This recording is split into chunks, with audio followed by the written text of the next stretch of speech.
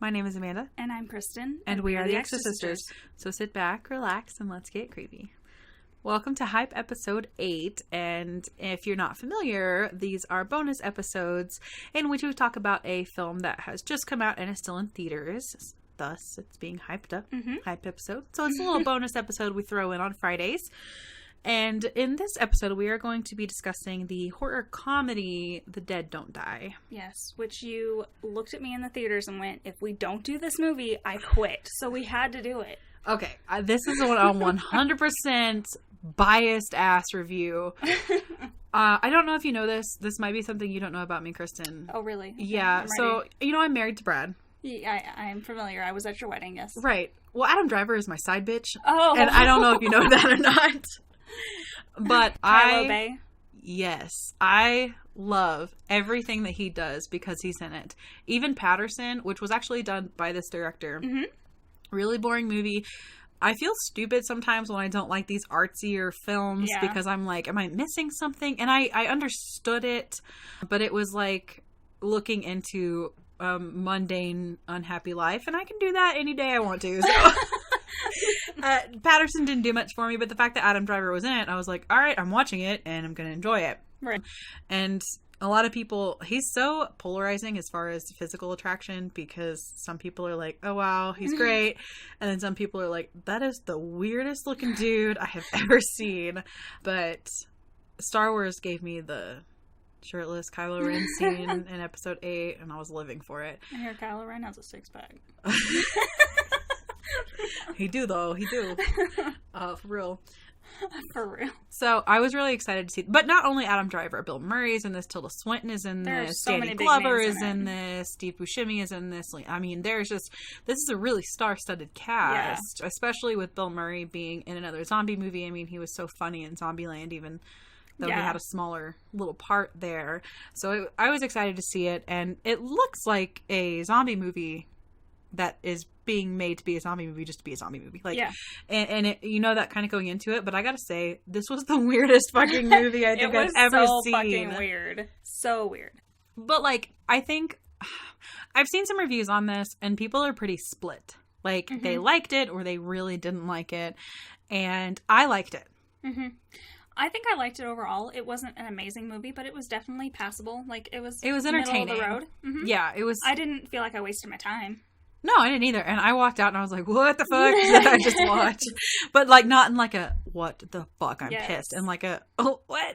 This movie is definitely a love poem written to Night of the Living Dead. That's what it is through and through. It's kind of like it's kind of like Cabin in the Woods in the way that it knows exactly what it is, and it's actually putting these horror stereotypes on blast, but they almost break down that fourth wall several times. Yes. I mean, we'll get there, but at one point, Bill Murray asks Adam Driver's character, how do you know it's going to end badly? And he's like, because I read the script. Yeah. So it's very blatant and knows exactly what it is, but also at the same time, we don't even know what we're watching because so many weird, random weird shit happens, and it's there was a point when I looked at you, I was like, aliens, and then there were fucking was aliens. It was a UFO out of nowhere. It was the weirdest shit, man. I really, again, if you don't know, this is going to be a full spoiler review, and this is still out in theaters. Now, I didn't see a wide release as far as major theaters. I mean, we have Cinemark here. We had to go AMC. To a little artsy theater. Yeah, we went to the Peak downtown, and they only have 3 screens, and it's been around forever. And they do a lot of the indie films and some of the in select theater films. Most things that you see that are going to be up for Oscars, it goes to this theater. Yeah. That's not going to be shown at your AMC or your Cinemark or whatever. And so we had to see it there because it wasn't in any of our big theaters that I saw. So weird. We kept going, I don't understand. Are they not updating their websites? What's going on? Yeah, we kept looking for showtime so we could book our seats. And no, we couldn't get it because it was just not there. So it might be a little bit harder for you to find. But if you're near a big-ish city, I'm sure some theater will have it.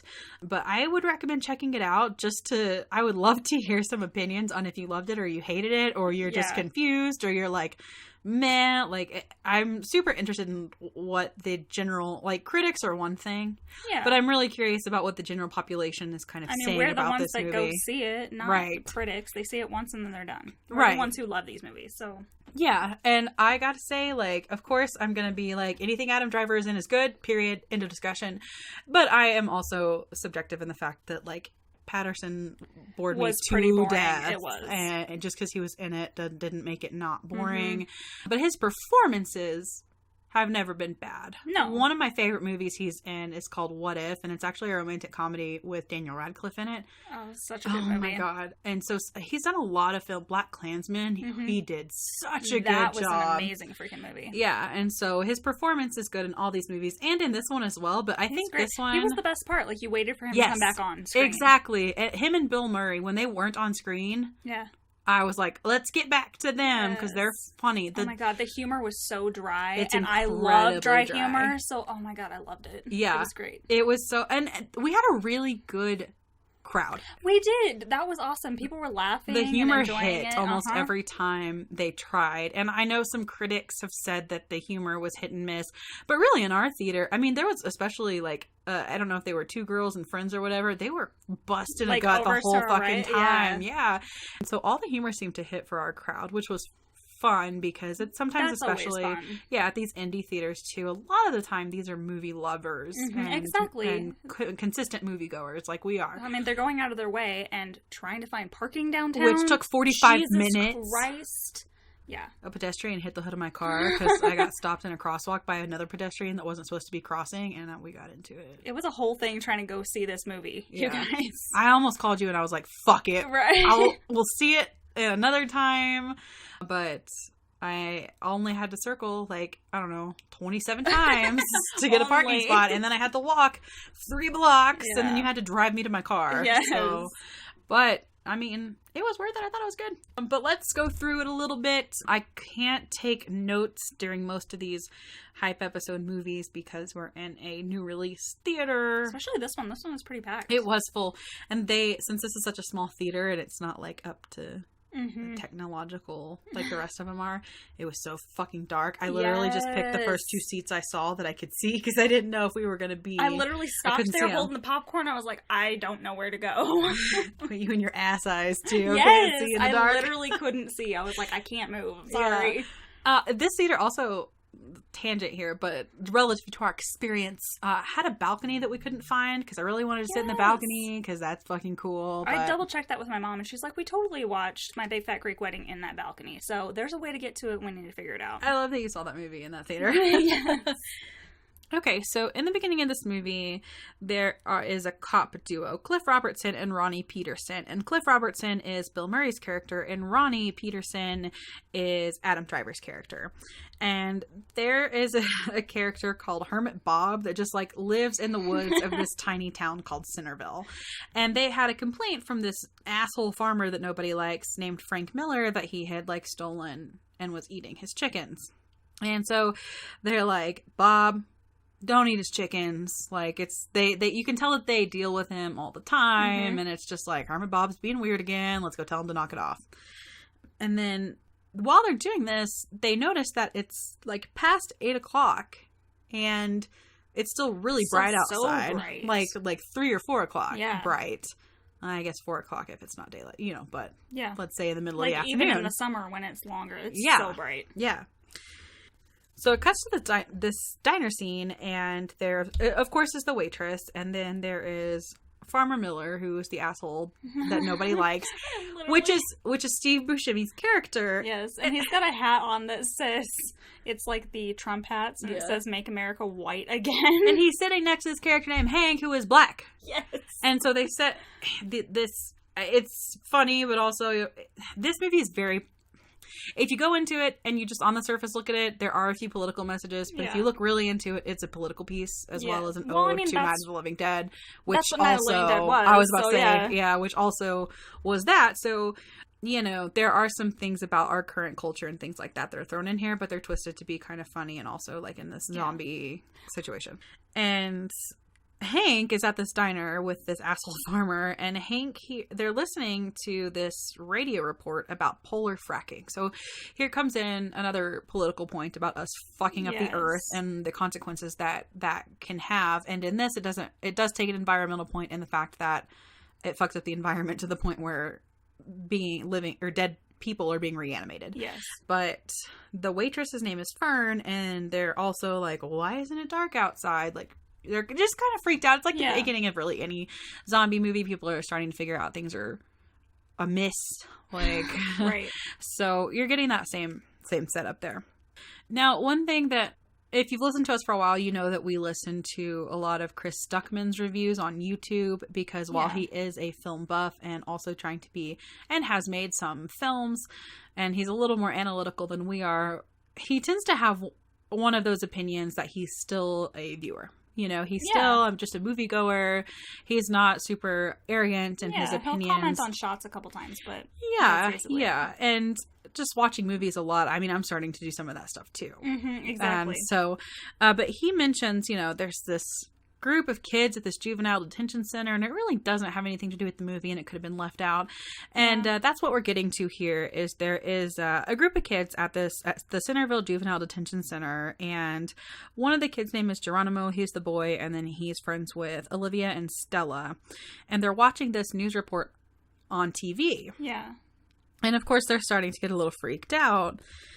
And so it brings their story into it. And I do agree that the juvenile detention stuff was not necessarily needed to the point of the story, but I do understand that they were trying to show this incident in a couple different perspectives happening to different people. So I don't think it was necessarily useless to the story, because I think that what the director and the writer were trying to do was to show different people in the same town experiencing the same thing and how they were experiencing it. Maybe if they had brought all the characters back together or something, like they do in a lot of movies, it probably would have been better, because you would have felt like they were included somewhere. But you didn't get a resolution with these kids. Exactly. They just it's kind of like a throwaway, because you have no idea. Exactly.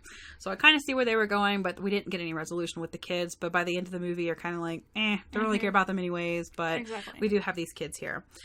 And then it shows this other story, and there is a gas station owner named Bobby who also sells specifically horror memorabilia. He's a huge horror buff. He makes his own t-shirts, and he had a Nosferatu one on, which was really cool. And even talks about Night of the Living Dead a couple times. There's a lot of callbacks to that we'll get to in a minute. But he is getting a magazine or newspaper delivery from his, I think it's supposed to be his UPS man. I don't remember. They made some spoof on UPS, but I don't remember what it was.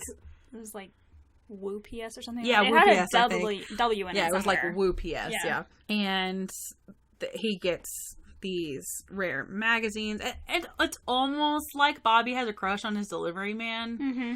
But again, they don't really do anything with that except for show the delivery man later as a zombie. Like, that's pretty much about it. Maybe to show you, like, oh man, that guy got it too. I don't know. But so it's just introducing these characters, and it's pretty choppy at this point, because then we cut to this motel owner, and his name is Danny, and he's watching another broadcast, and it's a news report about pets behaving strangely. And he's feeding his cats, and he like pulls it out of the thing, and then he licks the spoon. Yeah, and cat foods, literally, and wet dog food, honestly. The smell but especially is so bad. Like, because cat food is usually fishy. Yes. Yeah, and he's like tapping it out or whatever, you know, and then he licks it, and he's like, And like, everyone in the whole audience were like, oh, it was so great. Yeah. This movie is it gives interactive you emotions. Almost, yeah.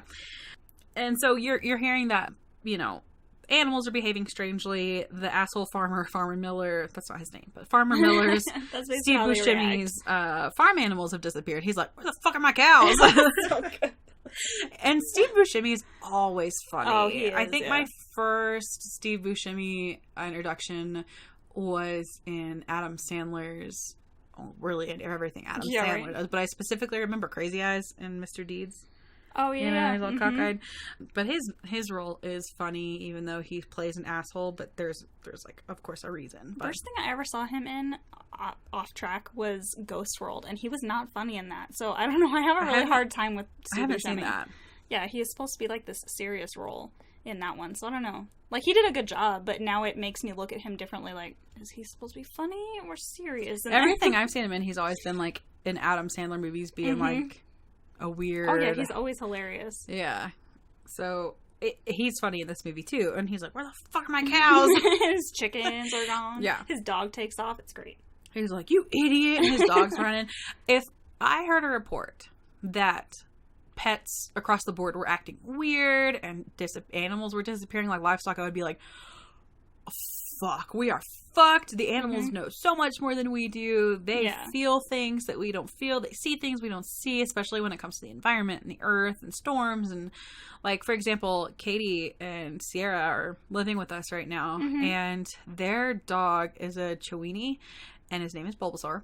And he literally, I know when it's going to rain, even if it's not raining, because he smells it and he just starts shaking before anything hits the ground because he's so scared of it. Aww. But imagine that on like an apocalyptic scale. Yeah, like exactly. All the animals are terrified. Because I know at least when Bulbasaur does it, it's just because he's scared of rain. Yeah, but exactly. I can't imagine if like my pit started freaking out or my pug. Like, oh, the end of the world. Yeah, because they're not scared of anything.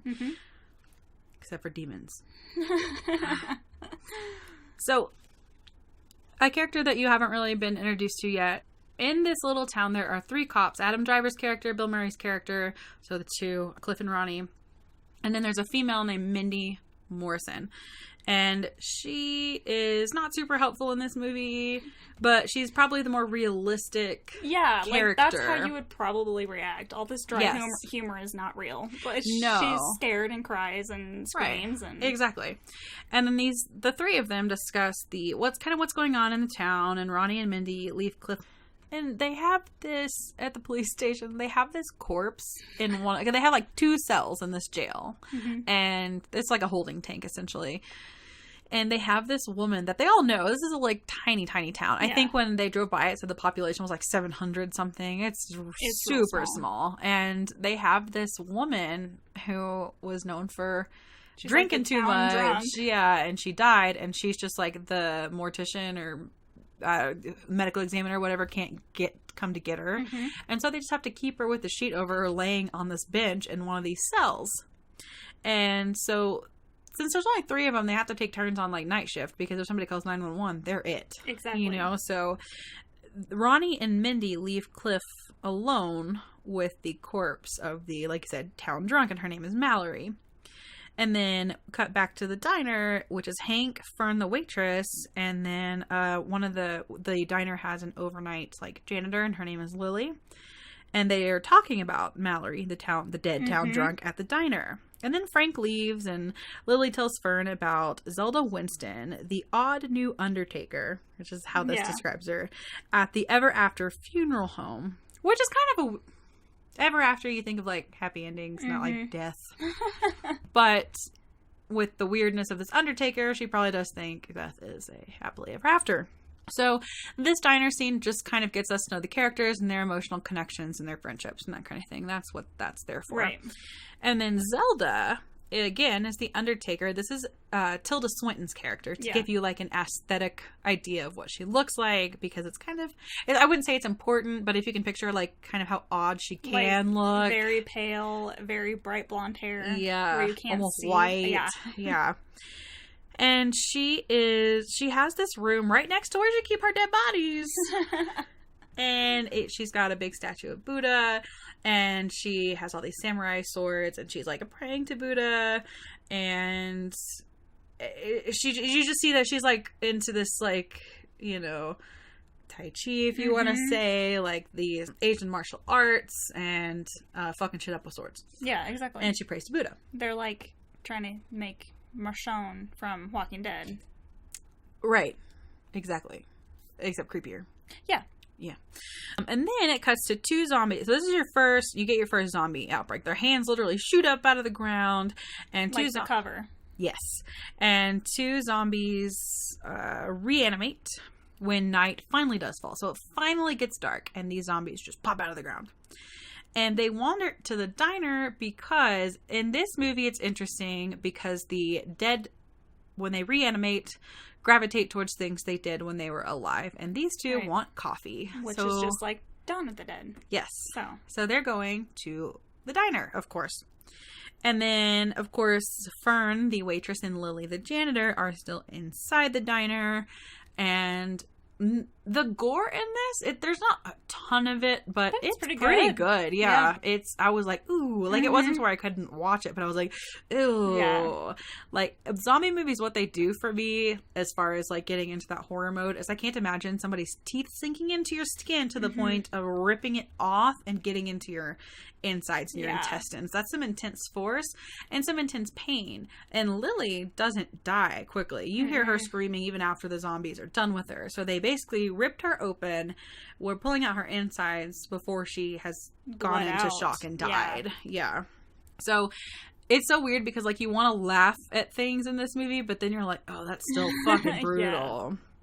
And then poor Hank, he goes to the diner early because he's like, well, sometimes they're here early and I get my coffee. And so, of course, he calls in the cops. So Cliff is there, and then Ronnie comes speeding in with his tiny little red smart car. And Adam Driver, just as a person, is like, I don't know, like 6'5", something. Like he's like, how does he fit in this car? Yeah, and everybody laughed. And then Mindy comes up in a Prius. So these are environmentally conscious, like little small town cops. But he's in this tiny ass little smart car, and they come tearing into the parking lot. And then I fucking missed this. This is important. The whole movie, including the credits, everybody's been like, oh, the dead don't die. This is a good song. Like, that artist, that CD that keeps playing. In the very beginning, that's another one of those where they break the wall. Sturgill Simpson. Yeah. It's Sturgill and he's Simpson. Like, how do I know that? Well, because it's the theme song. The theme song of the movie. And he's Adam Driver's explaining that to Bill Murray. So you hear that song the whole time. Yeah.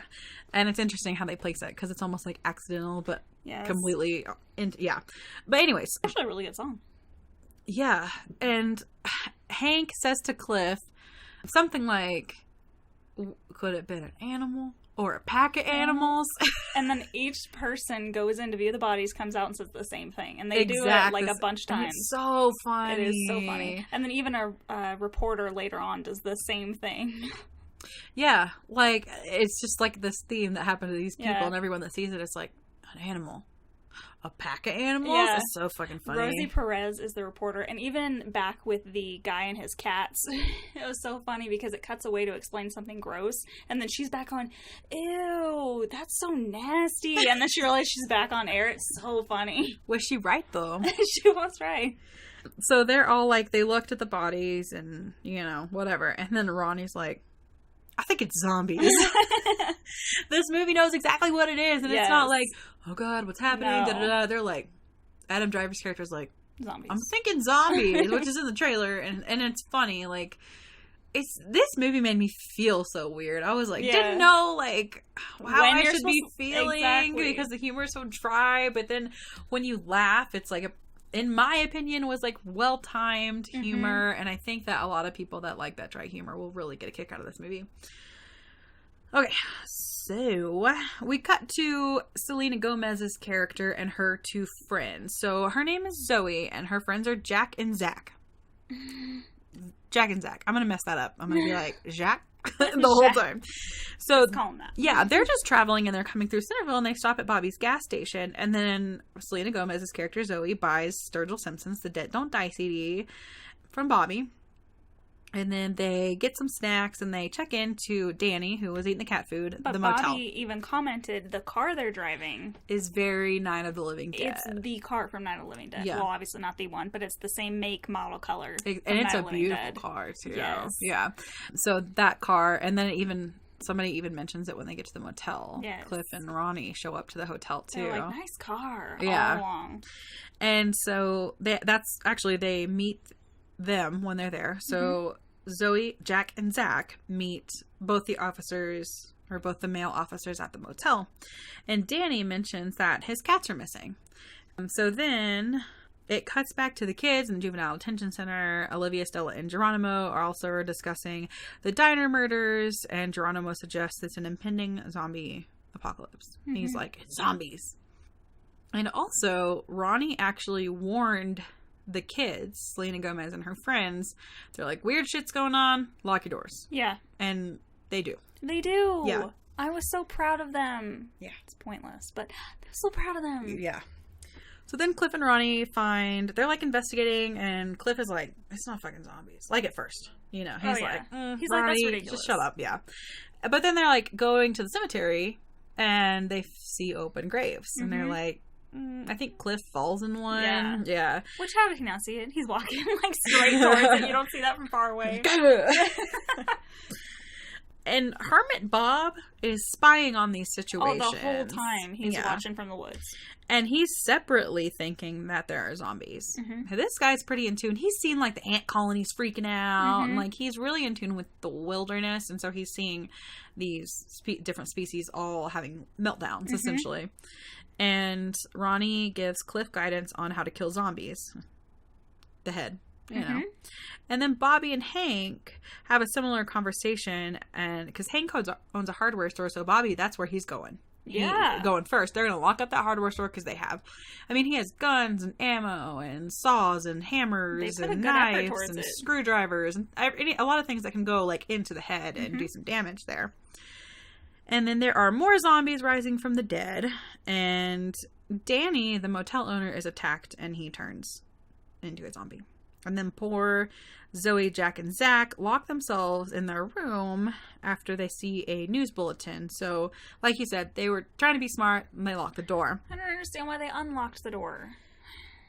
I mean, my only thought was, so, in a few scenes here, they get killed by Danny, who owns the motel. Maybe he didn't look that undead. Because maybe they're like, oh, it's the owner of the motel, and they open the door for him, and then all of a sudden they get eaten. Okay. I can kind of accept that. Yeah, but also, he did look pretty fucked up. Because you see him get mauled, and then you see what he looks like afterwards. So, it's not like he looked, like, totally normal. Yeah. But maybe they were just like, hey, like, what's wrong? And then they got eaten. I don't know. They tried, but... They did. So back at the police station, Cliff and Ronnie bring, like, a bunch of supplies. So they've got guns and saws and just, like, bits and pieces of weaponry. And they tell Mindy about the zombies. And then Mallory, the town drunk, reanimates. Chardonnay. And then Chardonnay. Yeah, she comes back. She's like, Chardonnay. And then Ronnie decapitates Mallory. And then even after her head's off, she's like, Chardonnay. And our audience thought that was pretty funny, too. And then 2 corpses reanimate inside the funeral home. I was actually most excited for this scene because I thought it was fucking hilarious in the trailer. This creepy ass fucking... And you kind of see that she's a little off because she's got these makeup palettes and she's putting... There's a man and a woman that are dead. She's putting the most neon, brightest fucking makeup on these 2 corpses. And then, like, one of them pops their eyes open and she's like, oh. And she closes it and the other one does it. And then she's like... Are you two in on this together? And then they, like, pop up. And, of course, she's badass with a samurai sword. So she just takes care of it. No big deal. But you're seeing now that more corpses are popping up.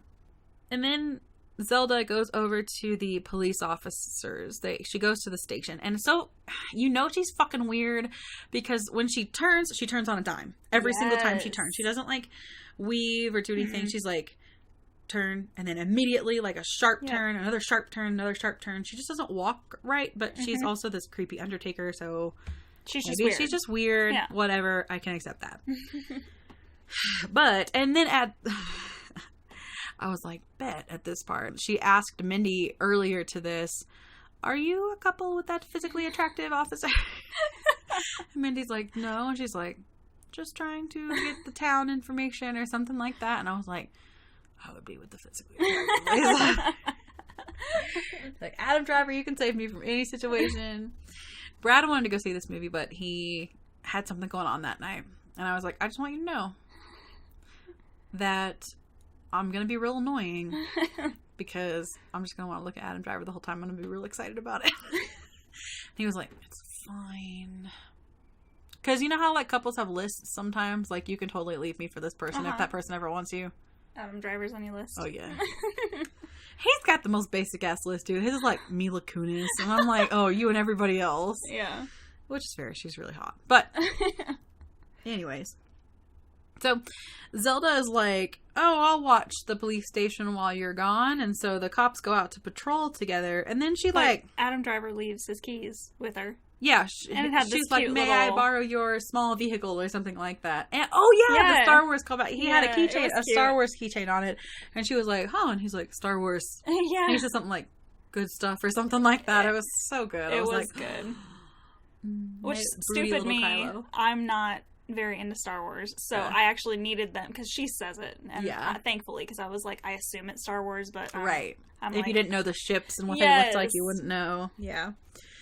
So they fucking leave her to man the controls. They're just like, yeah, if anybody calls 911, I'm sure you got this. Never done it before in your life. And the weirdest shit happened. She like moved her hand over all the electronics and they all came on. And then all these crazy letters and numbers showed up on the screen.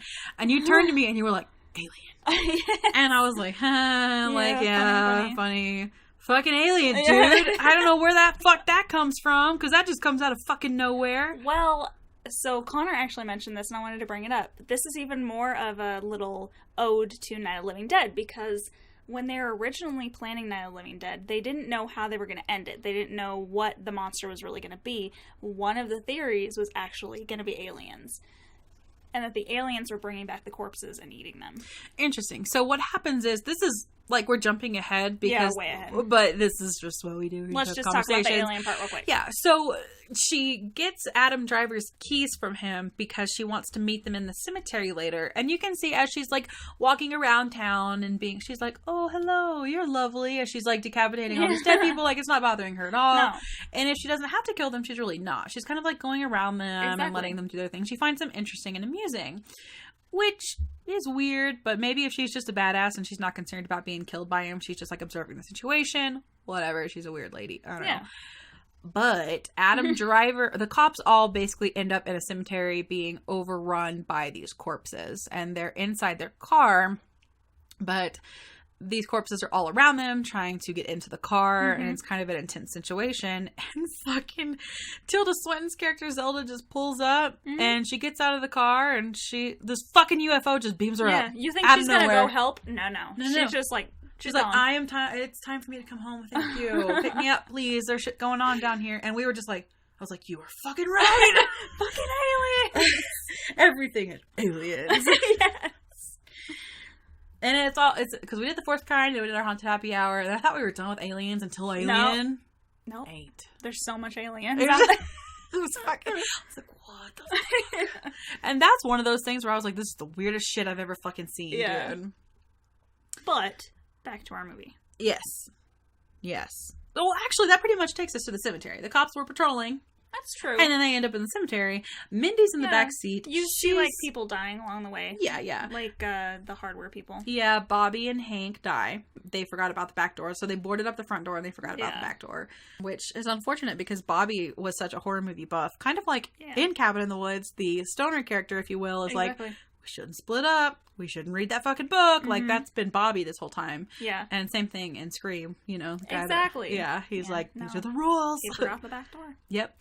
And so they get overrun by zombies. And pretty much everyone in this town that you've seen as characters gets eaten. Yeah, the kids at the detention center. Exactly. They have to hide in a closet and then take off and stuff like that is happening. And they're just patrolling around. And while these characters are in the cemetery, Hermit Bob sees Farmer Miller... get carried off. They like lift him up above them and he's just like, get off me, and trying to shoot him. And so Steve Buscemi's racist ass gets killed and everybody's like, good. As the hermit is eating the chicken leg that he said he stole in the beginning, and he's like, I didn't steal any chicken. He fucking did. He lied. This is a good chicken. So then, you know, that character doesn't really have much to do with the movie other than you get some poetic justice there because the racist ends up dying, but so does everybody else. So yeah.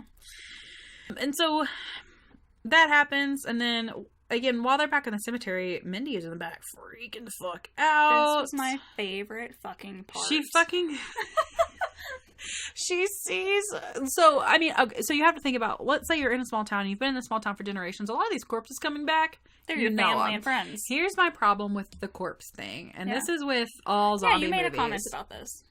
They come back and they reanimate, but our bodies decompose basically to skeletons. Yeah. And these people came back as if they had just died, maybe a little grayer, like not as pretty, obviously, and maybe a little less bone density. But they come back and they are not skeletons. And they are, like, because she mentions, like, oh my God, it's my grandma, like, against the fucking car. And so that's my only problem as far as continuity goes, but that's just not this movie. And even if it was just a movie, this movie is a horror comedy. It's not taking itself too seriously anyways, but just but that is a zombie thing that you commented, and you are correct. You never see zombies that are totally skeletons. And I understand that most of the time it's because zombies create other zombies instantaneously for the most part. So like, you have a couple, if I were to bite you, okay. you wouldn't have time to decompose. I get that. But in this one, they're literally popping out of the ground. Yeah, you see them all rising in the cemetery. And my other comment is like the first two that busted out, she's like wearing hoochie shorts and like, who buried her in that? Do they just, she got hit by a car and throw her in a fucking grave? And also, third zombie little thought here. If we bury them in coffins, are they just like, that's a lot of weight with all that dirt on top of a I'm probably looking way too much into this, but it's not like we just throw people in the dirt. Yeah, exactly. You know, and even if they're handed, but they had to do some work to get up to that surface, especially if they're in a coffin and have to push that shit off of them. I mean, you have good thoughts, but this is a horror comedy. I know. Save these thoughts for, I don't know, Dawn of the Dead, Day of the Dead, something else. Day of the Dead. Yeah, 28 days later. I know. And again, most of the time those zombie issues are caused by a virus and they create zombies instantaneously. So it's not really a problem. But in this one, for example, they're popping out of the ground. Yeah. So, but Mindy sees her grandma. And she's like, I can't do this anymore. I can't do this anymore. I'm coming, Grandma. And she just fucking bails out of the car. And she's just like, I'm coming, Grandma. But the best fucking part.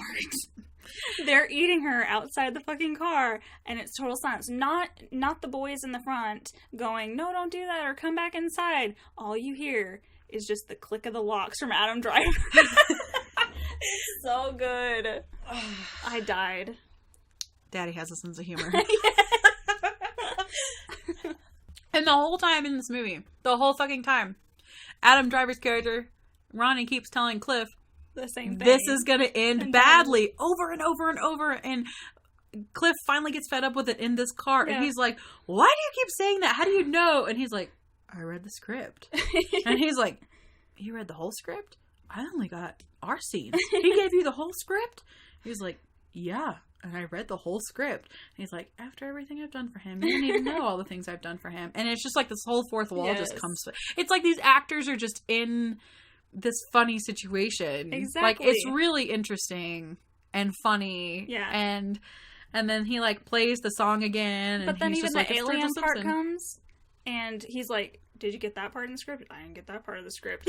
Nobody knows. Like, even the actors are like, that's fucking, well, we know that's fucking weird. Like, we're just here because we owe somebody a favor. And I'm sure this was fun to film, you know, and just like Octavia Spencer and Maul, like that had to be fun for her. Right? So I'm glad that they're doing things that seem, and Adam Driver was in Patterson, so I'm sure that him and the director had, you know, a relationship for him to be able to do that. But then basically Ronnie tells Cliff, well, at the end of the script, we don't live, but we have to go and at least give it our all. And so they decide that they're going to go out and face this horde of zombies. And then in the meantime, we see the kids from the juvenile detention center. They hide long enough to be able to run away. And then one of them's like, I know a safe place we can go. And they run away and you never see them again. Yeah, exactly. No idea what happened to them. Kind of pointless. But... Yeah, but whatever. It didn't upset me. I didn't dock it for having a useless scene. Well, it didn't take up very much of your time. Well, I was about to say, like Chris Stuckman said, they probably could have cut out like 10-15 minutes in the movie, but it didn't really matter that much to me. I was like, I'm not interested in them, but it's not like they're on them for a very long time. It's not hurting you either. Exactly. So, something else that the zombies have been doing, which is another big political point in this movie, and which is not very subtle, is, again, they gravitate towards things they did when they were living. So, a lot of them are walking around looking at their phones going, Wi-Fi, which is like, we should stop fucking paying attention to our phones. And like the kids go candy and they go loot all the candy as zombies. And so of course there's that message of you're all fucking zombies and you need to open your fucking eyes. And then there's things about the polar fracking and lunar shit being weird. So it's just a big like, we need to wake up as people. It's very heavy-handed. It's not like... And then of course there's the Keep America Great Again cap turned into the Make America Wide Again cap. And I'm not, you know, saying politically either way, like, you know, it's not like we are talking about politics in this, but it is definitely there. Yeah. So if that's something that makes a movie not enjoyable for you, then maybe don't see this one. But if you don't really think about it that much, you can just enjoy it at a surface level. I think, for just being the weird fucking zombie ode that it is. Yeah, it's not like every single sentence they say is something political. Not at all. Yeah. And I wouldn't say it's like in your face the whole time, but it's definitely not like a thinker. Like it's there. You know what they're saying. Exactly. And so they go out and they face this horde of zombies, and then Hermit Bob is still watching this, and he's been pretty much untouched. And he is basically narrating all these metaphorical meanings about, this is really when it stops being subtle. Yeah. Because he's literally narrating how people caused this. Yeah. And then, of course, Cliff and Ronnie go down. Yep. And they die. And just like you said, it doesn't end well for them. But you do get like a standoff. You know, they go down fighting. And this is hard to rate as a horror movie because it's like a huge like sub genre of horror. It's not like it's your typical slasher, zombie, alien. Like it doesn't really fit into any of those categories like a perfect little puzzle piece. Mm-hmm. It kind of dips its toe into everything, but under the wide umbrella of being a horror comedy similar to like Shaun of the Dead. Mm-hmm. So you're not going to get scared. That's not the reason to go see this movie. But if you are a horror fan, there's a lot of cool things that they do to call back to horror films. And it's not like they're making fun of horror. No. They're appreciating it while also making it funny, is how I felt about it. And you've got a great cast. All the performances are good. Again, politics isn't super subtle, but if that's something you can get over, yeah, I'd recommend it. I mean, for me, let's just say as like just a film in general, I'm right at about a 3.5 out of 5 on this one. Yeah, that's I'd say like it's heading towards the 4, but I can't quite give it a 4 because it's not like I was like, this movie was fucking awesome. Yeah, it's definitely middle of the line. Yeah. I mean, our 3 out of 5 is over that middle of the line anyway. So exactly, and I will definitely purchase this and put it in my collection because I have a problem now since we've started doing this podcast. I was like, well, if I can't find all the movies, it's fine. I'll just buy them. So now I just buy every single movie we do. And then also, if I see any good deals on top of that, but I specifically buy horror. And so I want to collect the ones I enjoyed, and I will definitely buy this one. Yeah. I mean, Adam Driver aside, without Adam Driver, I'd probably give it a 3. Yeah. I'll bump it up to 3.5 for my boyfriend. But yeah, I really enjoyed it, and I think it's super different. And all spoilers aside, if let's just say you hadn't listened to us, I think we were surprised with what we got, but not in like a fuck kind of way, you know? It just, in the trailer, they did a good job of not really, you can see that it's a horror comedy, but you can't see to what extent. Yeah, exactly. You don't see all those fourth wall breaks and how they are not taking themselves seriously, right. And how, I don't know, I just really enjoyed it. I thought it was very different, and I will definitely be interested in what this director does next. Patterson was a miss for me. He's done a lot of other stuff that I haven't seen, but I know a lot of people really like him. But Patterson was a miss for me. This was a hit for me, so I'm going to continue to follow and see what happens with his career. Yeah. What else he does. Thank you guys for joining us for this hype episode. If you see this movie, not even for an episode, I'm just super interested to see what your thoughts were. Yeah. Did you love it? Did you hate it? Was it middle of the road for you? Did you not really care one way or another? Email us, but while you email us, if you have any near-death experiences that you want to tell us about that you would like us to talk about on a Haunted Happy Hour, we are going to be working on that in the very near future. So if you've experienced anything like that, please shoot us an email at theexorcisters@gmail.com. You can also find us on Facebook and Instagram at The Exorcisters Podcast, and on Twitter at The Exorcisters. You can also pull up our website and stream the podcast episodes, as well as look at some of our blog posts about what's going on in horror right now, specifically on all your streaming services, what's out, what's coming, and what's going throughout the months.